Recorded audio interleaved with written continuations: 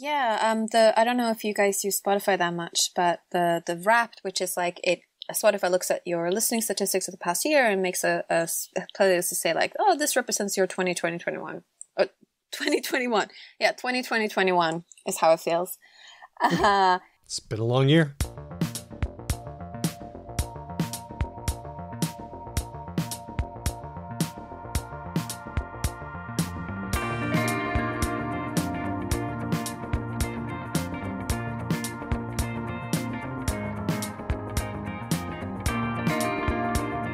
Hello and welcome to Because Language, a show about linguistics and science of language. My name's Daniel Midgley.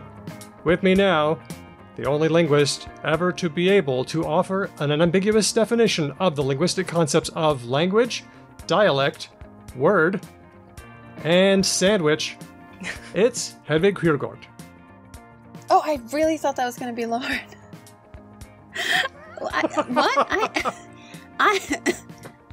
Sorry. I was itching my eye because I thought, okay, Lauren's going to speak now. Those things aren't true.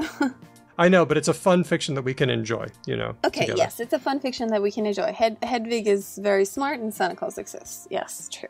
Very good. Ben can't be with us for this one, but we do have a very special guest co-host joining us. She's one half of the podcast Lingthusiasm, along with Gretchen McCulloch, proprietor of the blog Superlinguo, and senior lecturer in the Department of Languages and Linguistics at La Trobe University. It's Lauren Gawne. What up, Lauren? I have no way of neatly defining a sandwich, so I'm very relieved. I'm also extremely end of 2021 voice here, so Oh no. kind of delighted. Oh no, does your voice deteriorate over lectures, like over the semester? I think we just, we had the Australian Linguistic Society conference last week, been catching up with a lot of people, just feeling it and expressing it today. Fair enough. Oh, well, thank you both for taking the time to hop in and do another very end of the year sort of thing. And that is our word of the week of the year, where we scoop up all the words of the week that we do and we put them in front of our listeners and friends and they vote. And we've got the top 10. We've got Yay! all the words. We've got all the words. I'm so excited. Me too. And I like our word of the week of the year because contrary to everyone else who's like a dictionary or something, they like think hard about like something that's going to represent the year. But I feel like our listeners pick things a bit more out of left field and I enjoy it. Yeah, like everyone feels like it's got to be some big statement. Yeah. And we don't. Well, I mean, maybe it does for them. Like maybe they can have a big statement and we can just have a little bit of fun. Yeah. Yeah, I like that's it. what it is. That's what it is. Yeah. It was completely out of left field last year with orbisculate, which totally caught on and is everybody's using. Mm-hmm. Mm-hmm. Mm. And I now remember how to say it. Orbisculate. Yeah, there we go. All right, nice. It's very good. So, Lauren, thanks for joining us. I may have mentioned that you were going to appear to a few people down the pub. And they asked some questions, which I want to put to you now. Is that okay? Oh, that's great. Okay. I mean, maybe. Well, let's see what the questions are. Okay. You have the right of refusal for any of these questions. Okay. Okay. River says, I told my friend about this and she has a question. Asking for a friend, literally, sir. So, Lauren, we know that one of your areas of focus is emojis. You've done such great work on the emoji gesture link. Mm-hmm. And so, River's friend asks, do you think there has been a loss of nuance in the shift from ASCII emoticons to face emojis? I'm going to answer this question on the presumption that River's friend is a user of ASCII emoticons, which is where you have, colon, bracket. I think that's a good assumption. And so they are used to using one set of resources, and now you have to kind of reconstruct your way of using text online to think about how to incorporate emoji. And we do see the beginning of some potential generational variation in which ones they find the most natural or the least stilted when they use emoji in conversation. So I think for some people it feels like they've lost the kinds of expressions that they managed to convey with, colon S or colon angle, that they're still to find the right kind of rhythm with emoji. So I think it really depends on who you are. It is fascinating that the top kind of 100 most frequently used emoji really take up over 90% of what we go to. Even though we have, over 3,000 different possible emoji now, we still gravitate towards a really small set. And I think that reflects the same elegance of the ASCII system as well. Okay. And River has their own question. Are emoticons used in the same way as emojis, or is there some fundamental difference about them other than one being pre-existing characters and one being unique characters? I'm a user of both. I was wondering if Lauren, if you are as well. Yes, there is something particularly cozy for me about using an emoticon when I could just pull out a kind of equivalent emoji. What we're finding is because emoticons were really a finite set that were used frequently for English speakers, for kaomoji, which are those ones written horizontally and use like fun characters and are more common in Japan. They have a lot more variation and there are a lot more options. But for the ASCII sideways smileys that are more common on Western uses of computer-mediated chatting, they just had fewer options. And so what you find is that the colon right bracket to make a smiley face, the physical equivalent of that as the like basic smiling face is now seen as like insufficiently sincere because there are 6 more smiling type things. And so that ASCII smiling face is kind of the equivalent of tears of joy. And that means that the basic smiling face really has this like underwhelming meaning. So in opening up the space, you open up all this nuanced possibility. Yeah, I would really agree with that. Then the emoticons as well, they're so different for me because I type at almost, I think I type quite fast, not always accurately. I've done tests, but I type quite fast. And if I have to stop and pick an emoji, that is like a break in my flow. So I use emoticons because they are similar for me to making words with my keys. Like I don't know all the shorthand for, I prefer writing on a computer. Maybe I should figure that out. But I only use emojis when I'm on the phone, really. Yeah. And when you have a computer that converts your emoticons into emoji, that's really offensive because it's making presumptions about the tone that you want to convey that are incorrect. And I think that the emoji encoding process slows down. So, a couple of years ago, you'd have 50, 100 new emoji every year. Now you're getting 20, 15 that are much more thought out. It means that there's more time for your phone maker or your computer makers to start thinking about more thoughtful ways to interface to make it easier for people who are used to typing to get those emojis into their interactions. Yeah, like you were saying, like when I make the colon and write parentheses, it converts that into the basic yellow smiley face. And I'm like, so offensive.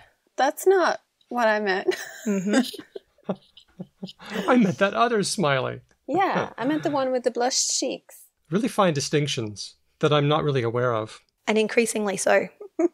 and increasingly less aware. Oh no. Sorry, that's me. Daniel, you're great. You're doing a great job. Thanks. I'm going to go to AJ's question. AJ asks, do you have any favorite examples of an emoji's meaning shifting over time? I do have a very specific set because I'm interested, as you said, in how emoji are like gesture. Because most of my day job is about how we use gestures alongside our speech. And a lot of what I see in how people use emoji is that they are the equivalent of gestures for typing instead of speaking.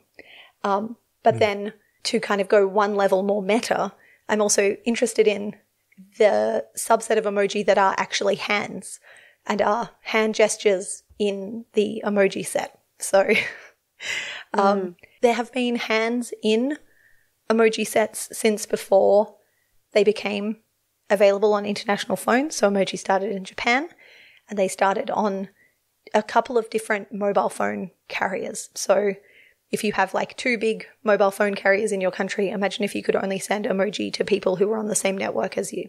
And both of these had hands as part of the set, and they both had a thumbs up, and they had a peace sign, and they had a raised stop hand. But the original encoding and the original way they were described wasn't as those gestures. They were described as rock, paper, scissors. Oh. Oh. So they were intended for you to Gosh. play rock, paper, scissors somehow. I don't know how the timing worked, with your friends on your phones. Go. That's so strange.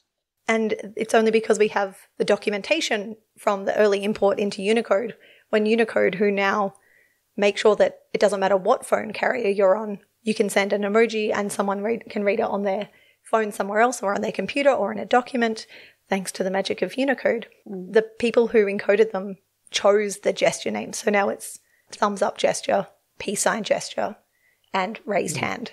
And one thing I like about gestures and I like about well-designed emoji is that they have this flexibility. You could still play rock, paper, scissors with those three, but you could also use them to give a thumbs up or tell someone to stop. Yeah, the magic of Unicode, hey. Such a good project and consortium.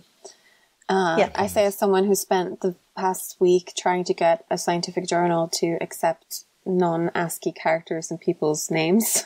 And I'm just like, you heard about this thing called Unicode. Things we generally take for granted so much now, that if I send you a document, whatever script it's written in the world, your computer should be able to support it as well. And it's all run for the last 20, 30 years by very enthusiastic people who are really passionate about the world's writing systems. Most of it is done as a volunteer organization. It really is just one of those magic things that we take for granted, and it's a miracle. Yeah, it truly is. And what do we do for their effort? We pester them with emoji proposals so that now they have to sit there and think, okay, do we need a taco and a burrito, or do we just need a taco? Truly, their effort is Promethean. I mean, it does speak to their values that they still believe in the need to have open proposals for emoji, because they could just choose not to, but they very strongly believe that they are creating technical standards for the internet and that the internet should be able to contribute. And a lot of those contributions are people figuring out the glyph order in Mongolian or the special additional characters you need to Devanagari to encode the way this particular language sounds. And then you also have people who say, yeah, maybe we need a taco as well.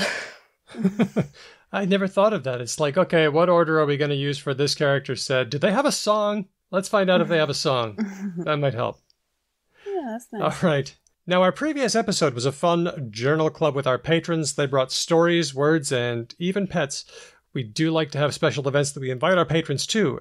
Also, if you're a patron, hitting your mailbox pretty soon, our yearly mail out. So there's all kinds of things that we like to do for our patrons. If you'd like to support the show and get some goodies besides, you'd like to hang out with us on Discord, get some bonus episodes, then become a patron. We are at patreon.com/becauselangpod. All right, let's get to the word of the week. The word of the year, I mean. Let's get to the word of the year. This word of the year thing has gotten pretty huge. It started small, but everyone's doing it now. Don't you think? I mean, these dictionaries have been doing it for a while, right? Yep. But I enjoy ours because every week we have words of the week, which is either Daniel's carefully crafted something from the news or Hedvig, what's been in her feed the past week that she thinks is a new thing. That's what I want. I want that. Which is two different categories. And then we get to this show where all of our listeners get to see all of the words of the week we've had all the year and get to vote. And it's a ton of fun. I like it. It is fun.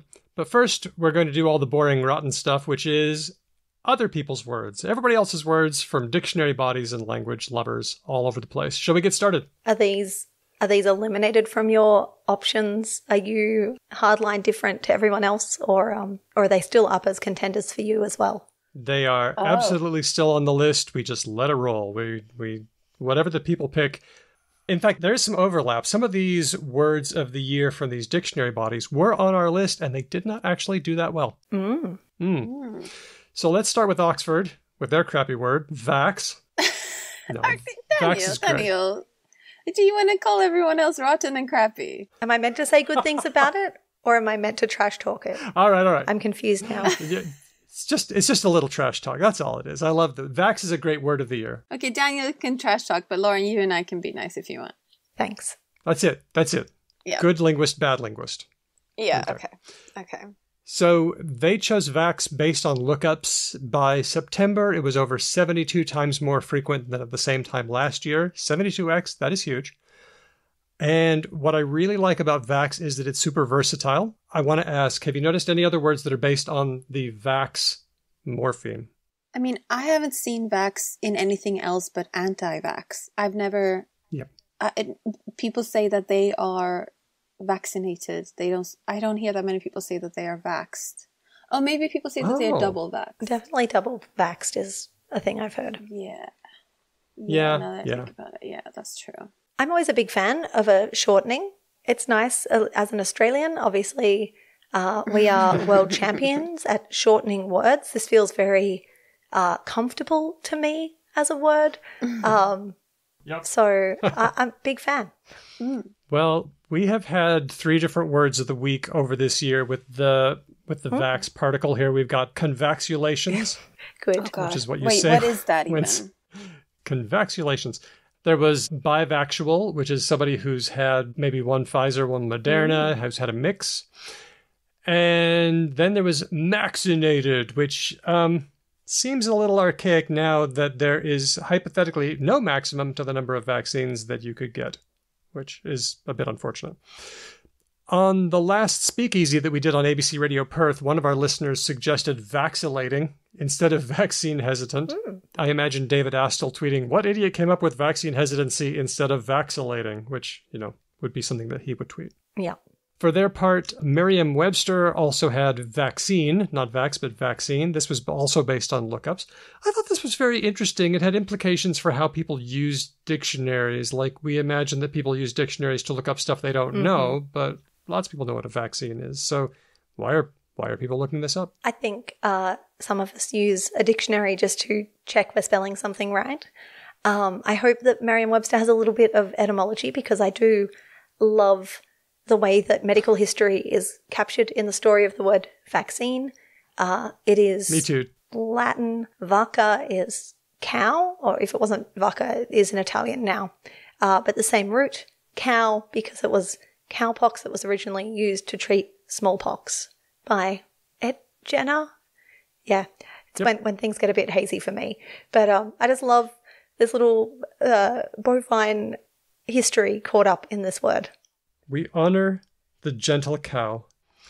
The other thing that might have caused this to spike was that people were, looking up how to spell it, but also looking up technical definitions. The Merriam-Webster folks say that a number of stories in August show that discussions about policy, approval, and vaccination rates, rather than the vaccine itself, sent people to the dictionary. So that was their explanation for why this spiked.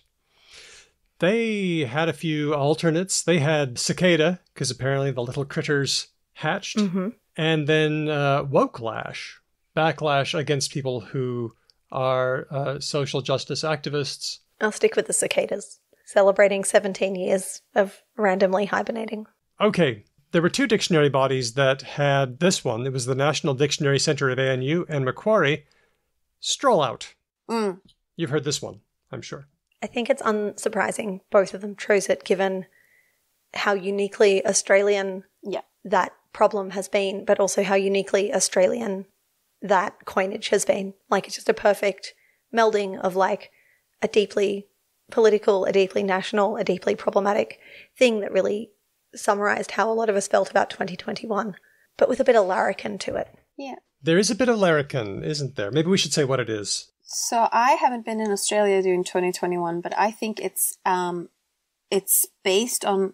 Wait, is it based on lockdown? Not exactly. It's based on rollout.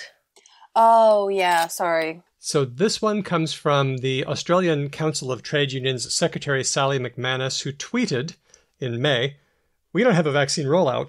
We have a vaccine stroll out." Oh, Sally. Even in May, the frustration was growing. Although she, when contacted, told the ABC in Australia, it was actually said by the Assistant Secretary, Liam O'Brien, in an internal ACTU meeting when we were discussing our frustration at the lack of urgency from the Morrison government to vaccinate aged care. And I think it goes beyond aged care. I think we're all kind of frustrated. We've got 5 months until you can get a booster when other countries are 3. It just seems like the whole process, let's get on with this. This is kind of important. Luckily enough, you don't have right now as much community spread as a lot of places in Europe. So, man, that is true. I am in UK right now. And oh my gosh. Yeah, I'm just trying to think carefully about what we're doing. Testing ourselves all the time. Gosh. Yep. Hope you're staying safe out there. Let's see. I just wanted to talk about some of the ones that didn't make it on Macquarie's short list. I just felt like some of them weren't very natural sounding. Like there was front stab instead of backstabbing. You can front stab them. Hate follow. Oh, hate follow I like. Hate follow's useful. That is a useful one. I like that one. Yeah, that's good. Explains an ever-growing nuance about how we use social media. Yeah. Yeah, it's all about, like, I'm trying right now with my feed, because I know that social media giants feed off my excitability, be it positive or negative. Like, they feed off the extreme emotions. Like, either I'm, like, loving the little kitten or I'm outraged about something. So when I see things that outrage me, I try to, like, scroll past them a bit and not feed into it too much. And I feel like, hate follow is the thing a lot of people do. Yeah, like, follow someone because you hate them. Can I just give some advice? Instead of hate following someone, like, for example, don't follow J.K. Rowling. Her brand is basically transphobia. So if you follow her, it increases her power in a minuscule sense. Instead of following that person, put them on a list. Put them on one of your lists, and then you won't be following them. You'll just see them and all the other people who you want to follow in that list. And that way it denies them the power. But that still boosts their statistics, Daniel. It still does, because they get statistics on, like, how many people view their tweets. Yeah, it does. And also, it also, fair enough. It's in your feed. You see, like, regardless of, like, their statistics and their brand and whatever, you in your personal life have a feed where you have chosen to have things that make you angry. And I think you should, like, think about that as a life choice. You know what I mean? I agree. Let me suggest then one other reason why you should list them instead of actually follow them. And that is that I see someone and it says, hey, this person also follows this hateful person and that hateful person. And then I have to say, oh, do they like that person or are they hate following? And I don't know. And I kind of don't want people to wonder that about me. So you know what? I'm just going to keep them off of my list of follows and I'm going to keep them on a separate list. And Hedwig is going to not keep them on any list and just click like on all the kittens I see in my feed desperately. That is good too. Next one, Cambridge. The Cambridge folks, they had perseverance. That seems like a wishful thinking. Like, we're in the second year of COVID and we would like for perseverance to be what we have and what we strive for. I'm not sure that's true. It seems like it's a good concept. Like, I wish we all had more of it. There's nothing wrong with it. Every year there's always one or two dictionaries that have these really heartfelt options, and they're always the dictionaries I want to kind of just, like, check in with them. Are you okay? Like, can I send your office some chocolates? It seems like you've had a really tough year. Yeah. Oh. They're trying to be encouraging, but there is such a thing as toxic positivity. Yeah, maybe perseverance isn't toxic. Yeah, I don't know. But, I mean, we should persevere in terms of, like, sticking to restrictions where we are. That seems with that. Good. Then maybe we shouldn't be, like, telling everyone, I'm doing great. I'm so positive. Everything in my life is great. That seems a bit toxic. Well, if you're seeing that, then you're not on Twitter, because everybody on Twitter lets it all hang out. Yeah, I have noticed. True. But there is another reason why Perseverance might have gotten a bit of play, and that is because of NASA's Perseverance rover, which got to Mars in February. Oh, that's true. So it's a little bit of both. A little bit of both. Great double duty there, Cambridge. Yeah. It is. It's nice to see.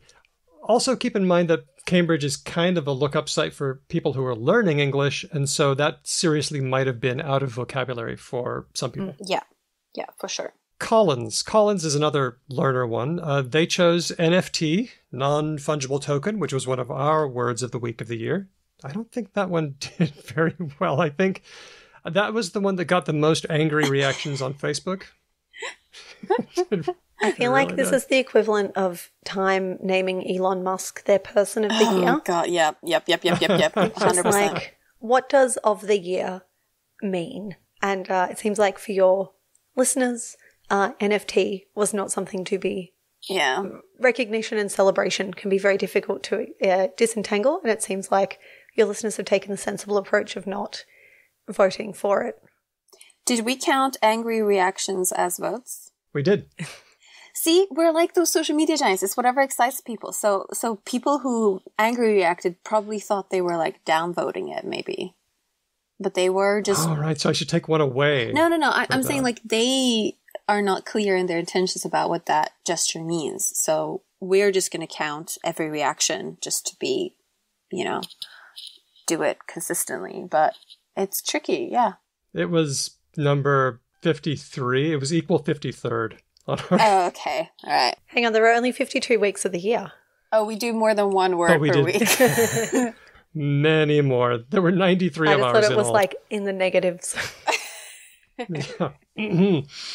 Others that Collins didn't elevate to word of the year were cheugy. Fair. Double vaxxed. That one didn't last long for the same reasons as vaccinated. Neopronoun. And tell me if you can guess this one. Regency core. Oh, that would be the absolute explosion of made-for-television Netflix TV shows. Bridgerton was the big one this year, I think. Mm-hmm. It's what's known as an aesthetic, isn't it? Yes, and the associated fashion. Yeah, right. Yeah, like cottagecore, dark academia. Yeah, there's a whole aesthetics fandom wiki that I've nerdcore. Yeah, it's so much fun. Dark academia is clearly Dark academia. Dark academia. Yeah, Lauren, you know, right? Yeah, it's I want this. It's like Bletchley Park era women's wear librarian. Tweed. Yeah. Okay. Jumpers, plaid skirts, Eric Satie music. It's great. Right. What would I be wearing if I were going dark academic? Basically just what I'm wearing now? No. I don't know what you're wearing right now, but I'm suspecting you'd have to tweed up a bit as a man. wool cardigan. Some brogues. Okay. Yeah. Yeah. Glasses. The suits that are very severe. The suits with the jackets that button like way above your sternum. Yeah, maybe. Yeah. Just think like British librarian in the 60s at least, if not older. Yeah. Yeah, okay. I think I got it. By the way, what happened to cheugy?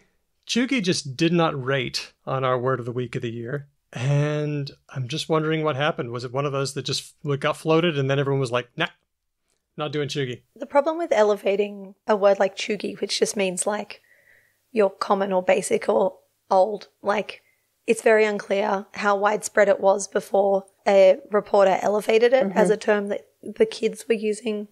It's unclear if it had a currency before that, and if it did, it certainly didn't after the olds claimed any interest in it. So I don't think it ever really stood a chance, even though it is a fun word to say. I think that's the only reason it's had any brief celebrity life.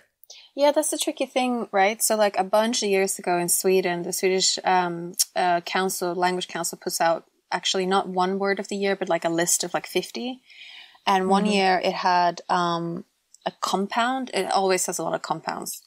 But one of them was girl collect, which is to collect items like stamps or something, but collect them like a girl. So collect shoes. It was very strange.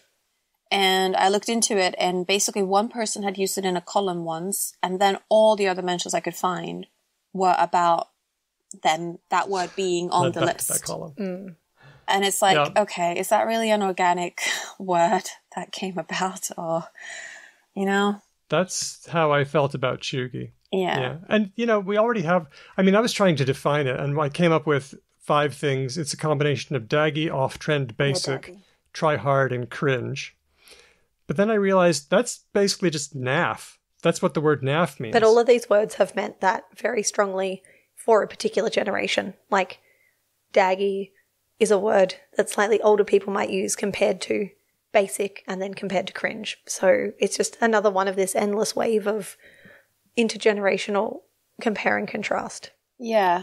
Oh, wow. It's like a euphemism cycle. And then the next generation, the one below me, also has the positive one, normcore. Yes. Which is to be basic, but in a positive way. So. Like consciously basic. Yeah. I feel like another great use of the core suffix. Yeah. Yes. Love our cores. Yeah, exactly. Let's go to our last one, and this was dictionary.com. They chose one that I actually quite like. Not sure why they chose it, but allyship. The status or role of a person who advocates and actively works for the inclusion of a marginalized or politicized group, not as a member of that group, but in solidarity with its struggle and point of view and under its leadership. I think that last bit is important, under its leadership. I wonder if everyone who considers themselves allies are truly adhering to that last part. Yeah, that seems significant to me. Yeah. How did they go about choosing it? So they added it for the first time in 2021. But they also wanted to elevate it because they say it, quote, captures important ways the word continues to evolve in our language and reflects its increased prominence in our discourse. So originally an ally was somebody that, not necessarily a friend, but somebody who you align with. So ally and align are related. But lately it's come to mean a friend of LGBT people, even if you're a straight cis dude or something. Yeah. I like that because it's so different. It didn't seem to travel in the same tracks as the other words. Yeah, good on dictionary.com for something not COVID related.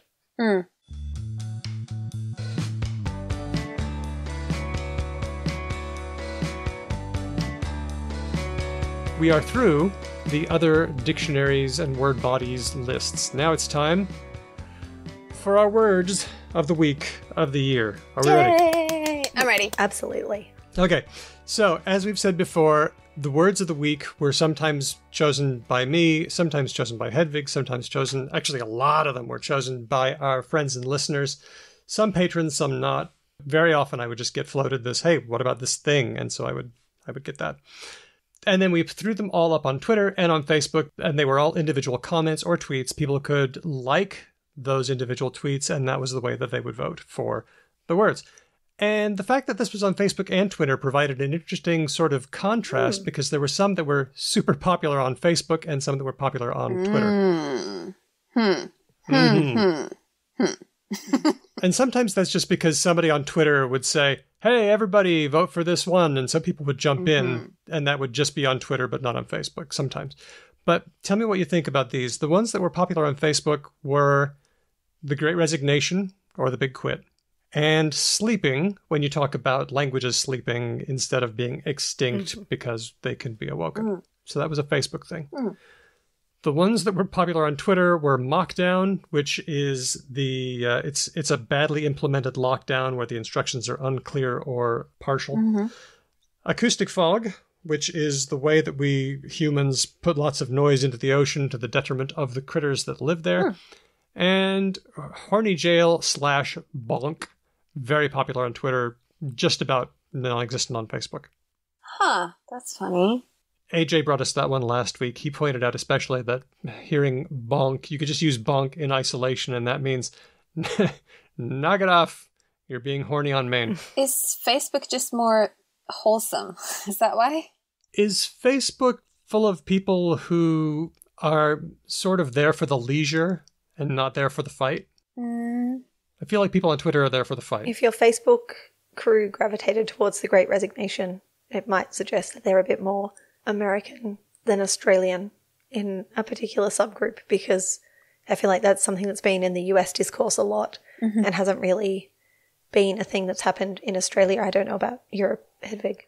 No, I agree with you. I've mainly heard it from American outlets. Yeah. I mean, it's still a thing here. Like, earlier in the week I was in London and I was at a cafe with my sister, and my sister was asking, oh, how come you guys are closed 3 out of 7 days of the week? And the waiter said, we don't have enough staff. And lots of people in London in the hospitality industry are just leaving it. And because of Brexit, there's not enough immigrants coming into London to work the jobs. So this cafe literally can't be open because they don't have enough staff. And yeah, so it's definitely happening here, but I don't think to as large a degree. And I don't think people have been using that word as much. Partially also because not all Europe speaks English, but that's a different matter. Yeah, okay. We'll see some others that are kind of, they skew Facebook or they skew Twitter. But let me just take a second and give our dishonorable mentions. These are the ones that only got 1 or no votes at all. Amazing. So these are the ones that nobody liked. Lab leak. Nobody liked this one. What's this? Nobody likes the annoying toxic conspiracy theory? Huh. Okay, cool. All right. Red tourism. That is tourism to significant sites for the Chinese Communist Party. Oh, that was my word. Oh, was it yours? Yeah, that was one of my words. I guess everyone just resents the idea of traveling at all.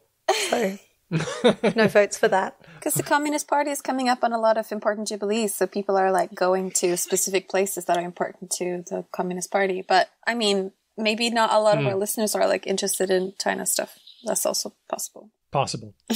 Another one, Mariah, a flowering citrus plant that was the winner for Zela Avant-Garde, the U.S. Scripps Spelling Bee. Yeah, for some reason, failed to land. One that I thought would really do better, Swoveralls. They're sweatpants. They're overalls. They're comfy. Oh gosh. I feel like the fact that you had to explain that blend to me is what doomed it from its start. Sorry, what else could the sw mean besides Swivel? Sweatpants? Sway. Swipe. Yeah. Sweep. Sweeping in your overalls. These are my swoveralls. Swine. Yeah.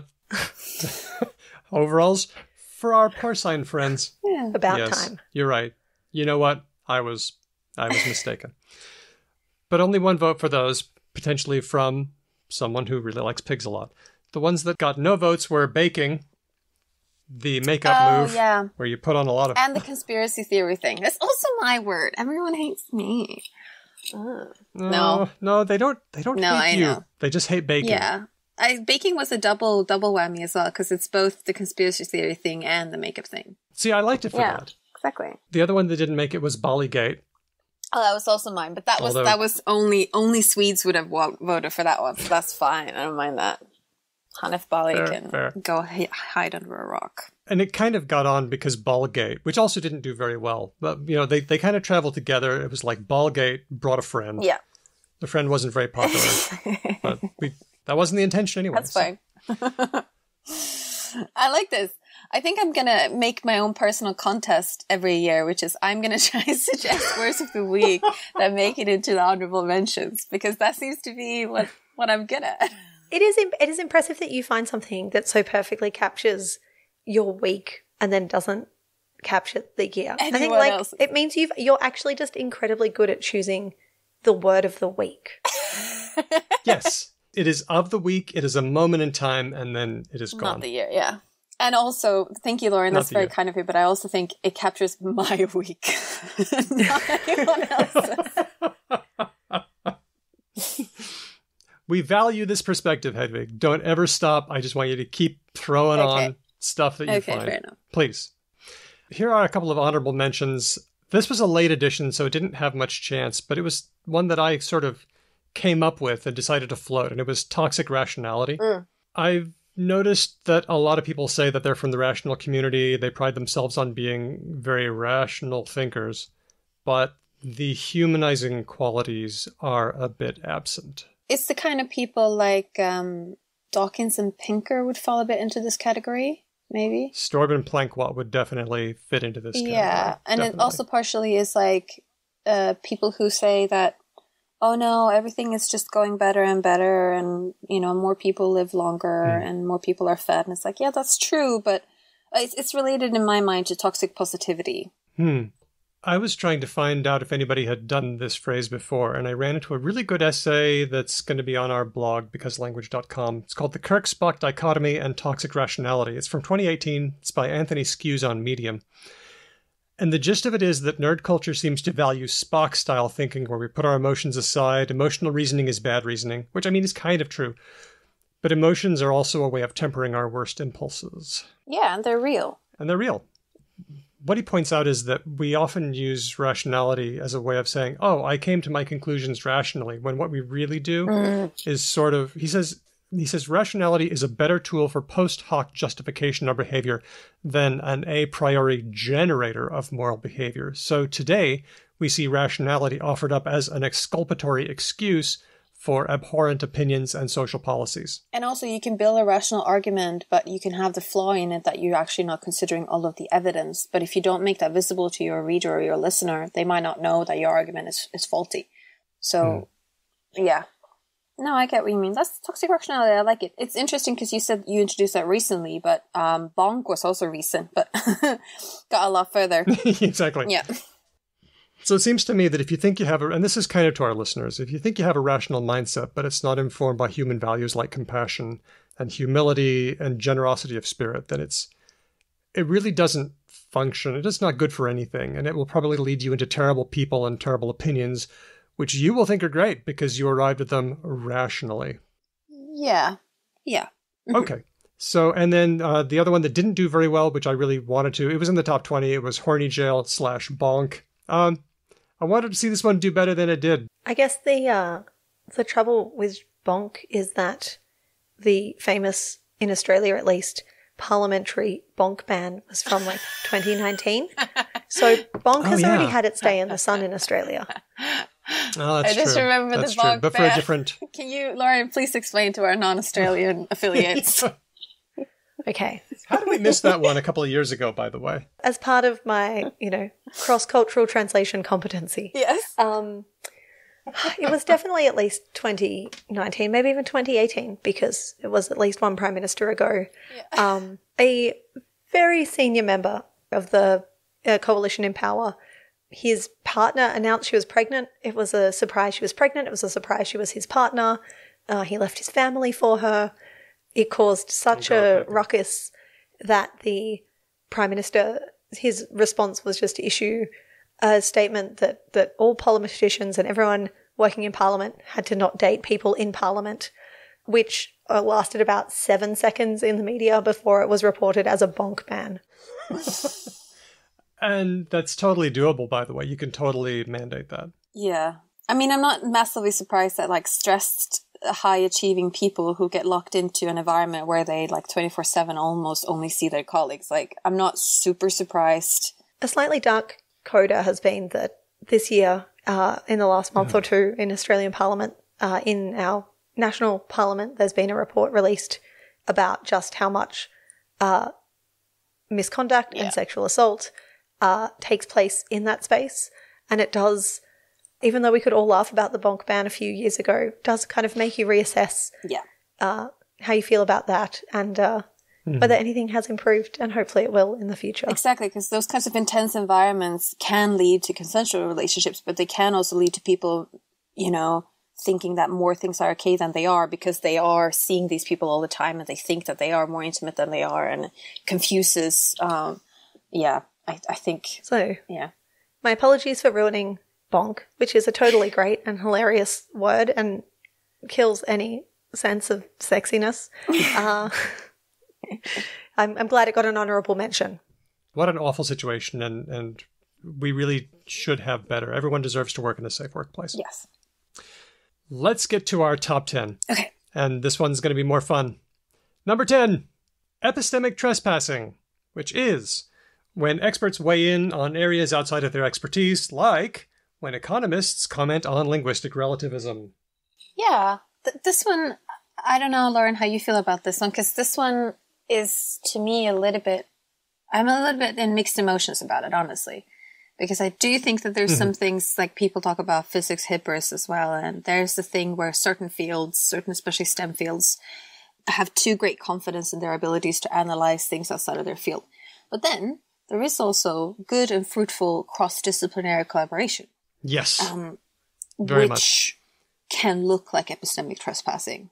As someone who works on linguistics in terms of epistemic modality, which is a feature of language, I'm just super happy that more people know what the word epistemic is. So the fact that this is number 10 is just like a personal massive win for me. And I'm so happy that everyone else is thinking about like domains of knowledge and authority, even though the phenomenon itself is murky and irritating when you feel like you are being trespassed.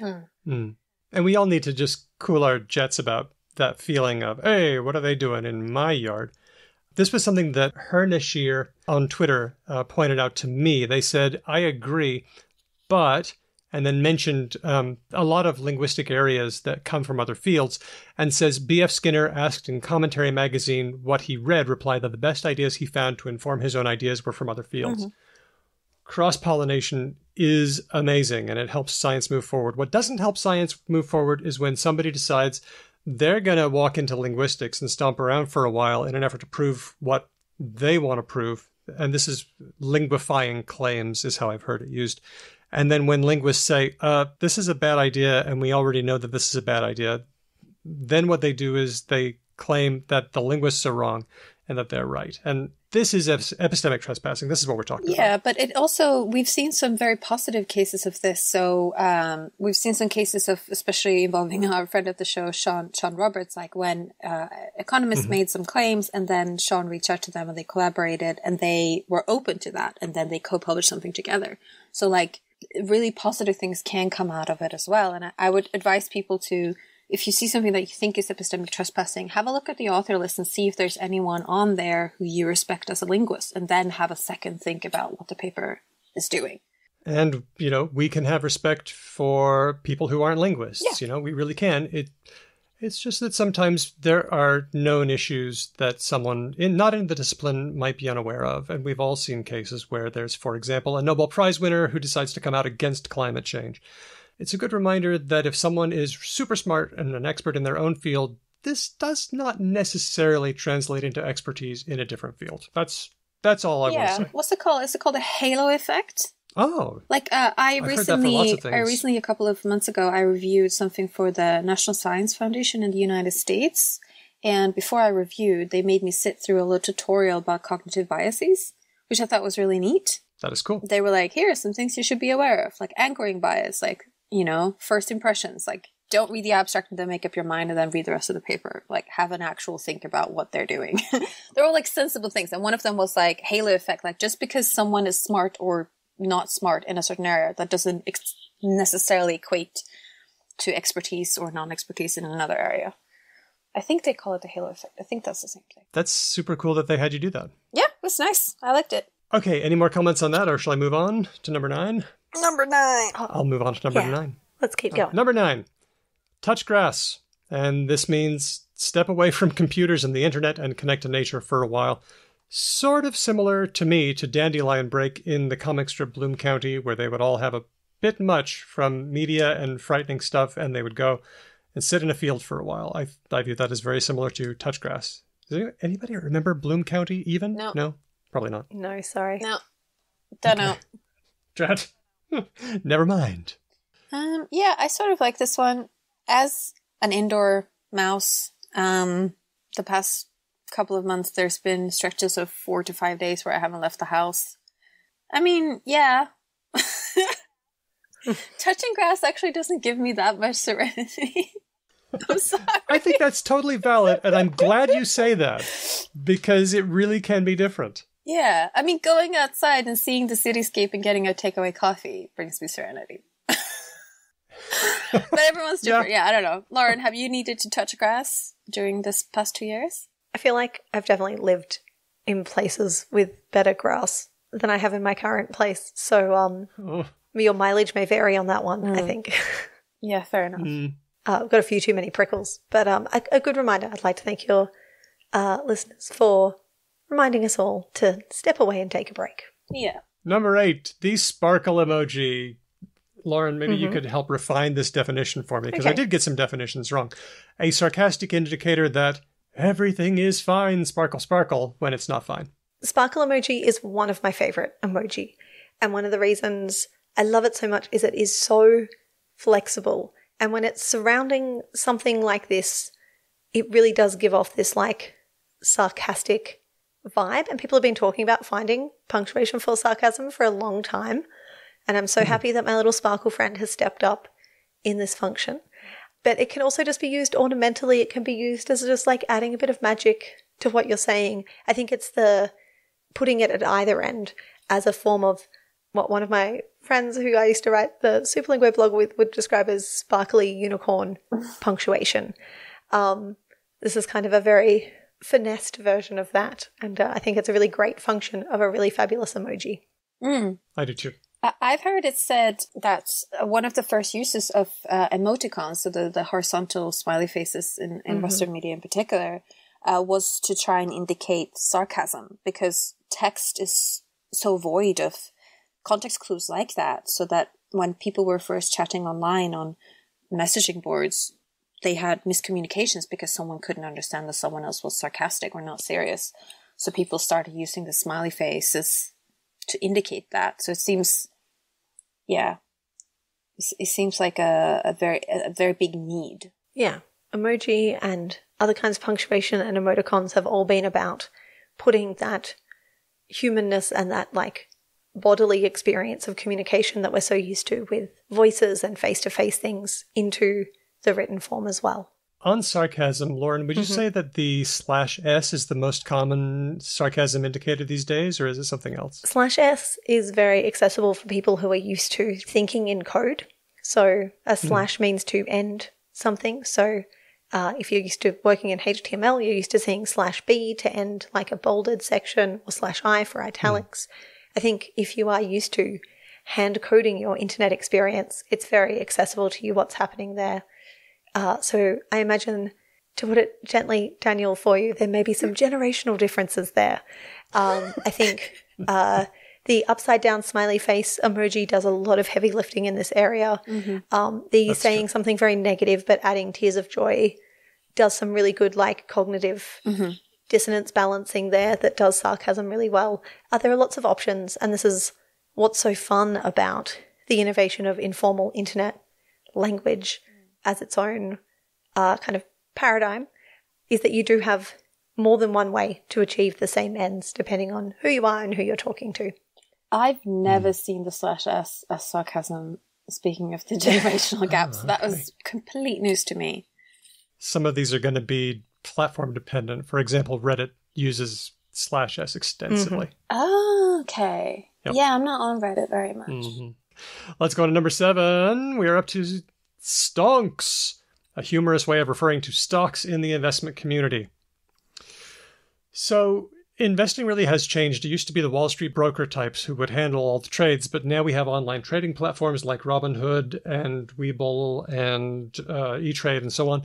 So now regular folks are retail investors, and as we've seen with GameStop, they can sometimes swing things around a little bit. So it's a new age, and also there's a lot of money and there's not much to spend it on so much. So stocks and investments are seeing an uptick there. So I think stonks has been increasing in popularity.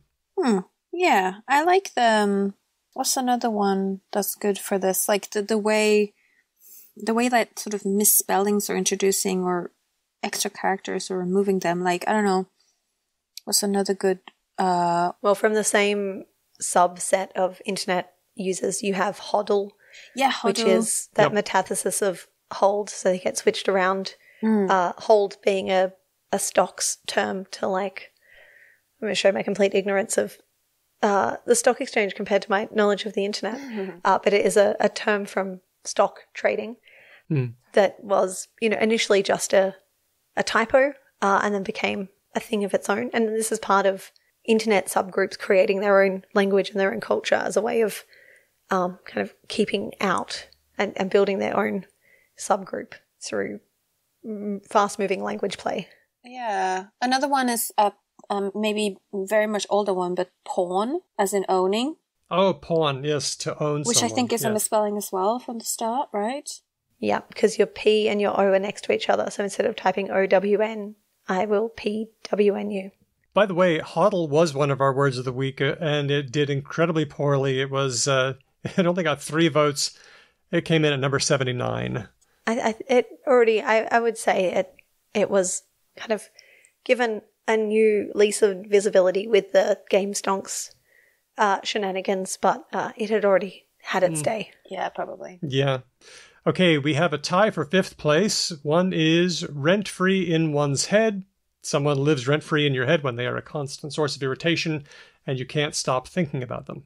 I have to say also, Zoe on Facebook says, I've also seen this used in a positive sense. That is, I've been loving Adele's new album. It's been living rent-free in my head ever since it came out.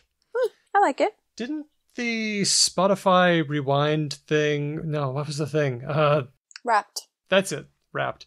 This thing that you like has been living rent-free in your head. And I get the feeling that a lot of people are using it positively. So that's an interesting semantic shift.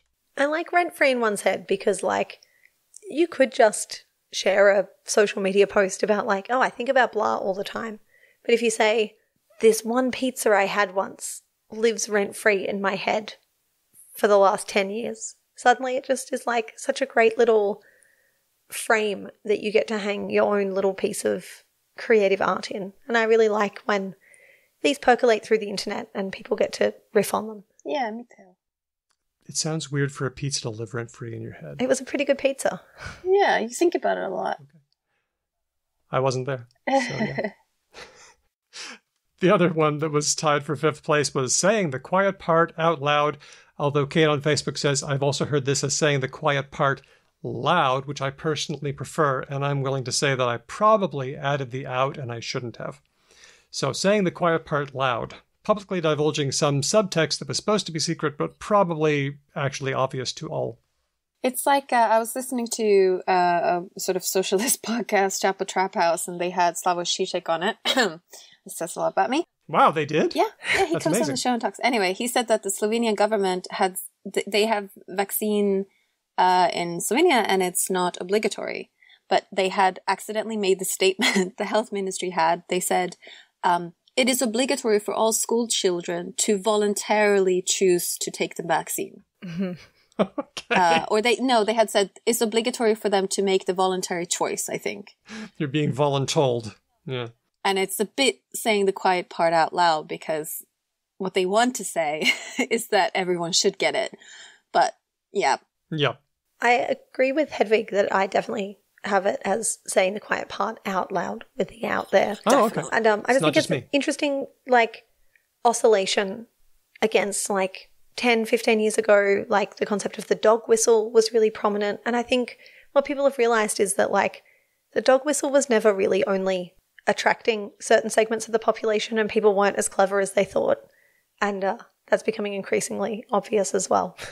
Yeah, okay. Yeah. It's just that cycle, like dog whistle is so yesterday, but now we have saying the quiet part loud. It's like, is it Oprah that says, if someone tells you who they are, pay attention? Yeah, I remember that. Yeah. It's like sometimes people actually just tell you who they are. And you can just listen to it and be like, okay. Our friend Kendon also replies that it originated on an episode of The Simpsons, as we said at the time. It was Krusty the Clown who said the quiet part loud. Let's see, number 4, anecdata. The tendency to accept anecdotes as data or a self-deprecating recognition that one is taking an anecdote too seriously. This was a very different word of the week. It was suggested by our friend Steele. And our words of the week usually have a news item or some kind of hook to tie them into, and this one really didn't. He just heard it, and he hadn't heard it before, and he liked it. So he suggested it, and we all liked it, and then we put it into the poll, and everybody liked it, and now it's number 4. So anecdata. It's a favorite word of mine. I just like acknowledging that sometimes you want to say something as though it has some weight, but is really just a single data point and shouldn't be taken too seriously. Yeah. That's what my anecdata tells me. Well researched. Thank you. And it shouldn't be confused with the fact that sometimes, you talk to your friends and you tell them a story about something that happened to you, and you're not necessarily saying that it is happening to everyone else, but you're actually, like, you can tell anecdotes without saying that they are universally applicable. Am I making sense? It is a way of preventing you from epistemically trespassing. Yeah. Oh, Lauren, thank you. Yeah, that's right. Oh, it's so good we have you on. Callback. Nice. Okay, we're to the big 3. And this one came up a couple of times. We got it from our friend Corey Stamper, lexicographer and author. And then I think I made it official in the episode with Pardis Madavi a little later. Let's hear now from the recording from Corey. I have had a long conversation with friends of mine about finding the best soft pants, which is one of those sort of amazing terms that only the pandemic could give. Soft pants being like comfortable pants you wear at home, and of course hard pants then being business trousers that you wear in the office. Hard pants. So we call sweatpants soft pants in Swedish. So We're one step ahead of ya. I was going to say the Swedes are so much better at so many things in America. But we don't have hard pants. We don't have hard... I like hard pants. That's very good. You like hard pants? Hard pants is a great term, but it's because you it's one of those that you say it and you know exactly what you mean by it. Like, oh yes, hard pants. They're not actually Jeans are hard pants. But yeah. Mm-hmm. Is that a retronym? Oh, it might be. I think it is. Yeah, a retronym with a little bit of lexical distinguishing. Yeah. Nice. In the transcript, you'll notice that I actually did put in those lateral clicks. So that was my little as extra bit IPA. there. Yes, I did. God. Yep. Fair enough. Those who will know will know.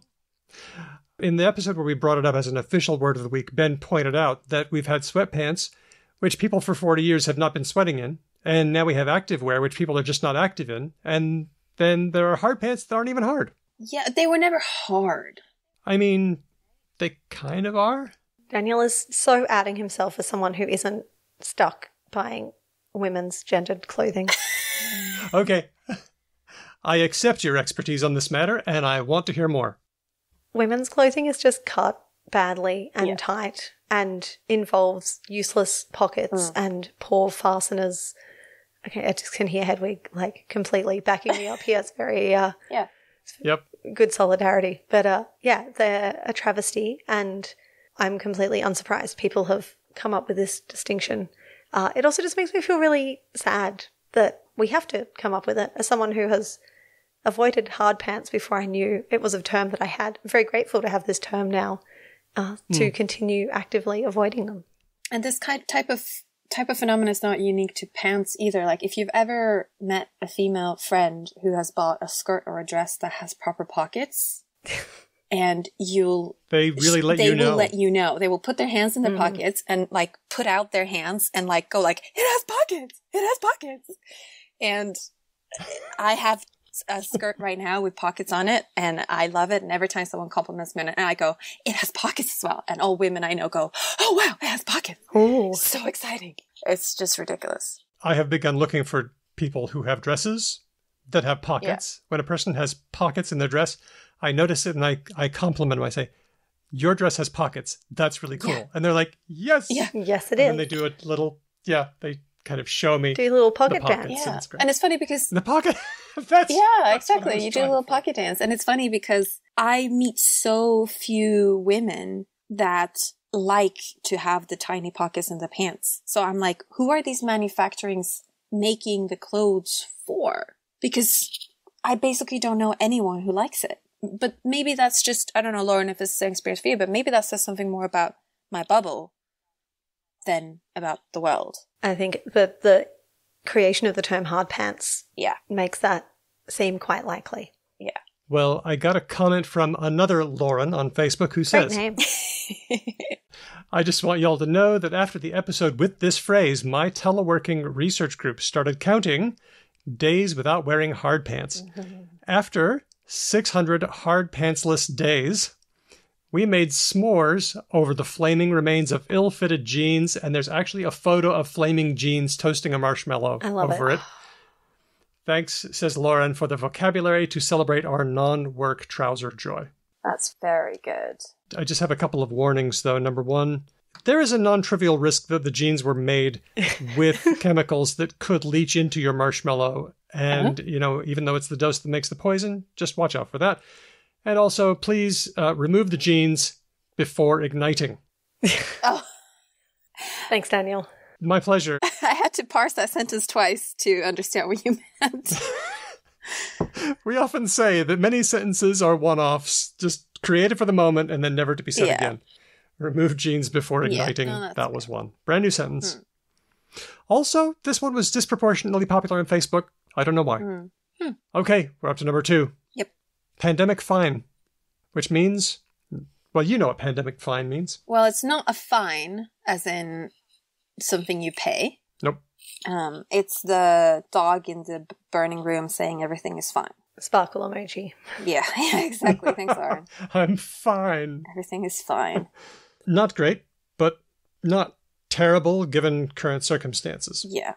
I find this one really interesting to put it in parallel with, especially in Australia, a lot of the government speak has been around COVID normal. And I feel like it's trying to do a similar thing, just like putting this word like fine or normal that we all want to reach for, just with that little caveat. It makes normal seem so far. Yeah. It's like you start a Zoom call with someone and they ask you how you are, and you sort of instinctively, you know, and the other person on the other side of the screen knows that you're not doing great, but you're probably doing better than 90% of the people on the planet, or at least a very high number. And you say, it's fine. I haven't been outdoors for 3 days and I just work at home and, you know, whatever else that's dragging down your mental health, but you're essentially fine. Given the circumstances, you're fine. It is interesting how it's taken an event of this magnitude to fundamentally make everyone suddenly really aware of this little dance that we do at the beginning of conversations or the end of conversations, or that can be whole conversations in like shopping interactions. Linguists call these phatic because we want to separate them from normal conversation where actual information is taking place. Because normally if you say, how are you? I'm fine. That's like a zero information thing because everyone just says the same call and response. And it's taken something like this to fundamentally make everyone suddenly aware of the zero information load that these little bits of interaction normally take up. And sometimes they could go really far, like in posh British society, you can say, how do you do? And you're not even supposed to respond. It literally means hello. And you say, how do you do? How do you do? How do you do? And that's fine. But as a person who isn't brought up in an Anglo community, like within Sweden, people will be like, oh, you know, I talked to a British person and they asked me how I was and I told them, and then they were confused. Because it's much more likely in Swedish conversation that you don't do as much pretending. But we have certain phrases similar to pandemic fine, like det knallar och går, which means like life is progressing. It's going. That's, somebody says, how's it going? And you say, it's going. Exactly. Or you say, I mean, you pretend a little bit. You know, you're not brutally honest with people, but there's a little bit less of the pretending. So when people do have to converse with Anglo folk, it's like, all right, I have to remember that when they ask me how I'm doing and they look me in the eyes, you know, I'm not supposed to say anything really. But maybe, like I did find that my "how are you doing" became a little bit non-phatic there for a while. I think it's back to phatic, but I think for a little while I was like, "This is a bad question." How, you know? I think it's just because okay. How you doing? Suddenly, everyone was experiencing at least a small drop, if not a big drop, in their health and mental health, and it was pointless pretending because it's public knowledge that no one is like doing great right now, essentially. So it's just the pretending becomes so jarring that you have to do something. If you haven't checked out the Lingthusiasm episode about phatic utterances, definitely worth checking it out. We'll throw up a link on our blog, becauselanguage.com. Good point. Okay, we're to the number one, the word of the week of the year for 2021. Are you ready? Mm-hmm. Do a capitalism. Which has meant different things, as we've discussed in our last episode. If it only made it in our last episode, but it's the number one. And it means basically to go to work or to do a job or to do a gig or something. I can't meet up for coffee tomorrow. I have to do a capitalism.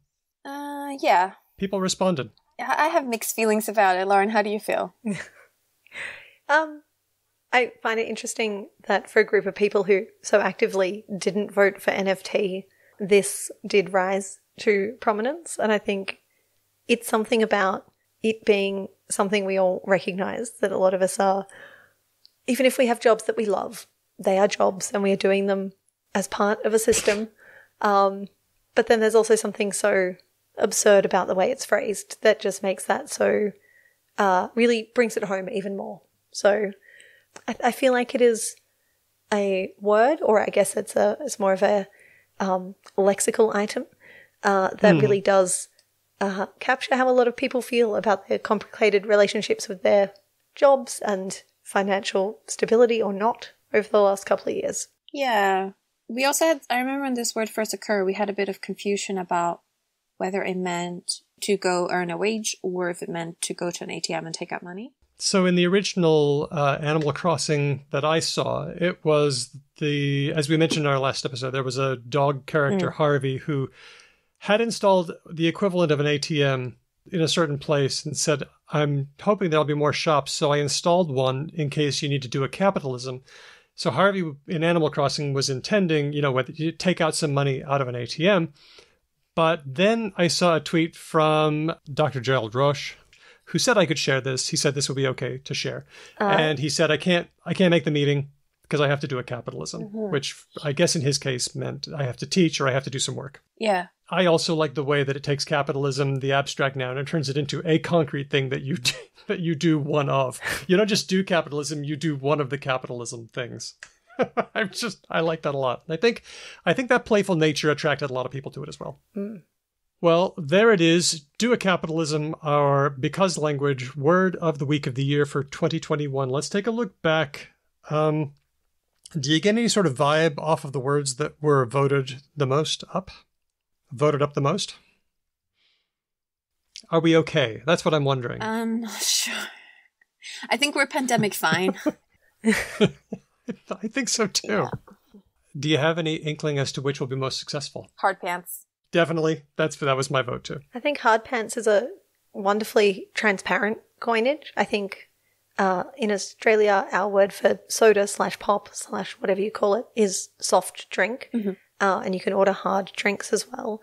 So I think in Australia, at least, we have one set of parallels to draw on that make it nice and accessible. And hopefully everyone else can just also embrace not forcing themselves to wear uncomfortable clothing as you return from post-COVID to something beyond pandemic fine. Something beyond pandemic fine can have better pockets, people. Yeah. Okay. Well, thank you for taking us through that. Let's just talk about some comments that we got. Kath's Elbow on Instagram.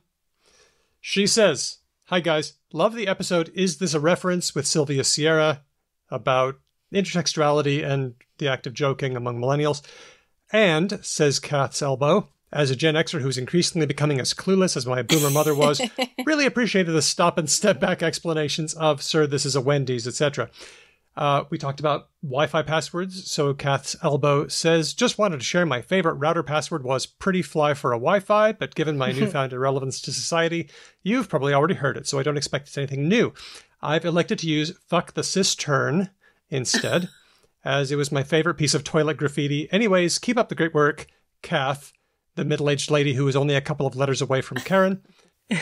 So thanks to that. Also, Julia on Patreon says, you guys fueling my language nerd fire was a big part of my motivation to switch up my professional field again, and I am now very happily working at a wonderful little translation/language services company. How about that? Very cool. Very cool. Congratulations. I love hearing stories like that. Julia also says, I have never heard my name in the credits. Perhaps it could happen someday in Terabang. Thank you so much for all you do. You have brought me so much joy, comfort, and learning over the last year plus. Oh, thanks, Jules. That's very nice. No, that's not happening. Okay. I mean, maybe you should explain how you get on the credits. You get on the credits by being a patron at the supporter level. It's because we don't have to... Oh, you know what? Okay. Jules, keep listening. Keep listening. I feel like things may change for you pretty soon, Jules. We'd like to give a big thank you to our patrons and to our guests over the year, who are you ready for the list? Here we go. Corey Stamper, Nicole Holliday, Caroline Kilov, Jesse Scheidlauer, The Layman's Linguist, Gail Clements and Marnie Jo Petray, Fabio Treca, Maya Klein, Pardis Madavi, Emma Shimka, George Dempster and Kirsten Ellis, Amanda Montel, Jared Holt, Helen Saltzman, Grant Barrett, Wu Mei Shin, Yejing Ting and Israel Lai, Elizabeth Meyer, Henry Wu, Victoria Papoyanu, and the students of Melbourne Girls Grammar School, Leslie Woods and Alice Gaby, our wonderful generativists, David Adger, John Goldsmith, Taylor Miller, and Adam Tallman, Sylvia Sierra, Game Master Hakan Sayalioglu, Caitlin Green, Martine Grice, and Bodo Winter, Hadas Kotek, and of course, the always great Lauren Gawne. Lauren, thanks so much for being on our show. Thank you so much for letting me come along on your Word of the Week of the Year ride. It's been so nice to revisit the year of words with you. Yeah, I feel like we've been through a lot here. Yeah. This was emotional, and it wasn't always easy. So thanks. Yeah, this year has been rough, been a ride. Let's just all cross our fingers that 2022 is a little bit better. Thanks for crunching the numbers, Daniel. Yeah. I've postponed my wedding now twice, and 2022 is the year that we're having our wedding, and we're not postponing it a third time. So everyone go out and get your boosters and get your vaccines and stay safe. God damn it. I want to get married. Come on, do it for Hedvig, people. Do it for my wedding. And you know what? 100,000 people just said, oh, all right. Lauren, how can people find out what you're doing? They can listen to Lingthusiasm, a podcast that is enthusiastic about linguistics at lingthusiasm.com. Or we have transcripts if you prefer things written, or if you prefer things written with far more typos, superlinguo.com is a place where I blog about language. I'm also on Twitter a lot as at superlinguo. They're probably the best places to hear me talk about linguistics. And I really like your blog, and I really like the series you do where you talk to people about their career choices and the jobs they have in linguistics, also outside of academia. I think, Lauren, you're doing amazing work there, because there are so many people who perceive that if you get a linguistics degree and you don't get a job in academia, that you're no longer a linguist or that you're not doing proper linguistics. And I really appreciate that series that you've done. Absolutely untrue. Yeah, that's a series of interviews I've been running for the last 6 years with people who've studied anything from a couple of units in undergrad through to a PhD and postdoc, and then have gone on to careers other than academic linguist. And those careers are broad and wonderful, and they all talk in different ways about how their linguistic skills contribute to their success in a range of careers. And we're starting to put together some more resources based on those interviews. I'm very excited. From next year, they'll all be run by Marty Tsutsui Billings, who runs the Fabulous Field Notes podcast. So, we'll have another year of those stories as well. That's so cool. Well, Enthusiasm has been very inspirational for us as far as content, as far as even just your update to your website. You know, you just keep throwing ideas out there for everyone, and thank you for doing what you do. Oh, look, if you're new to lingthusiasm.com, our website has always been this wonderful and shiny and finessed. Don't listen to anything Daniel said. We're very happy with the new website. It's been really fun hanging out with pod buddies. So thank you again so much for having me. Yeah. Hedvig, and I'm going to tell this to Ben also, a huge thanks to you for this year of shows. I love the shows we've done this year. Looking forward to even more great topics and guests next year. So thanks for being a great pod mate. Oh, thanks. Thank you to, basically coordinating everything and doing all the editing and doing all the hard work, Daniel. I know how much hard work it is, because whenever I chip in a little bit and plan a show or do something, I'm like, oh my God, there's so much to do.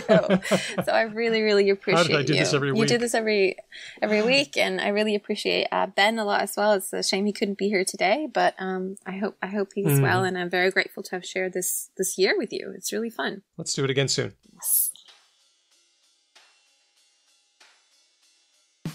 If you liked that show or didn't like it, and if you have suggestions for other words of the week, get in touch with us. You can get in touch with us in a lot of different ways. On almost every conceivable platform, social media platform, we are Because Lang Pod.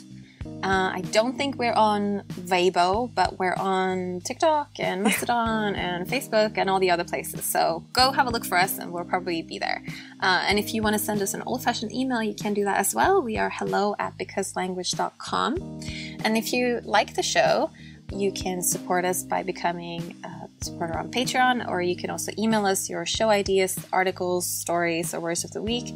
And I think that's really helpful to shows in general, and I think Lauren can probably agree with us, is tell a friend about us, or even tell a stranger about us. I find that podcast recommendations and growth of listenership is built on sort of trust and shared experiences, and you trust people who you know more than that wasn't good.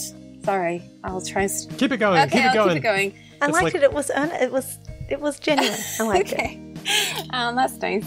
As always, we like to thank our wonderful Dustin of Salmon Stories, who, whenever someone on Twitter asks for a podcast recommendation, just recommends our show to a bunch of strangers, which I find Very sweet. Thank you so much, Dustin. Another good thing you can do if you want to support the show is leave a review. Leaving a review is a free thing you can do that is a great support to any podcast you like.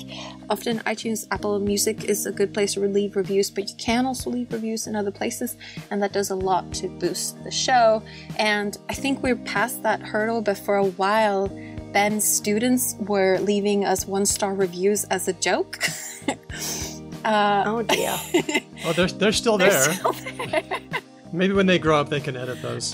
Hey, students, edit your friggin' 1-star reviews. If you want to help us deal with this generational attack of sarcasm on our show, please leave us a higher than 1 star. You don't even, 5 would be great. But if it's just higher than 1, that'd be lovely. 2 stars, that's twice as many. That's twice as many. So if we can bring up our average a little bit from this funny event that happened to us, that'd be great. Yeah.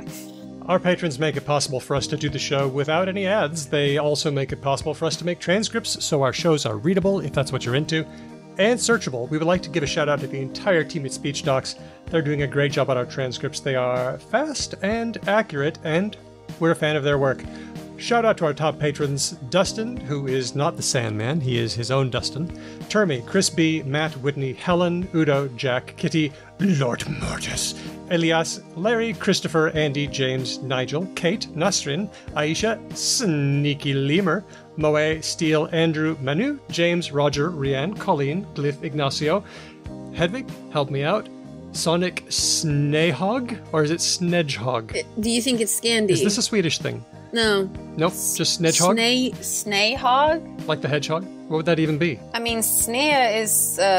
Is it snow? No, well, it might be. But Snea is to be not stable, to be on the... How do you say that in English? I don't know. As in mentally unstable? No, as in like the painting on the wall is not straight, it's... Wobbly. Oh. Wonky. Askew. I like wonky, though. Wonky. Wonky's good. Yeah. I love that I went straight to mentally unstable. I did too. It's not just you. Kevin, Jeff, Dave H, Andy from Logophilius, Samantha, Zoe, Kathy, Rosh, Taylor, Cheyenne, Felicity, Amir, the fabulous KB, and also our lovely friend and patron, Julia. This one's for you, Jules. Okay, go ahead, Lauren.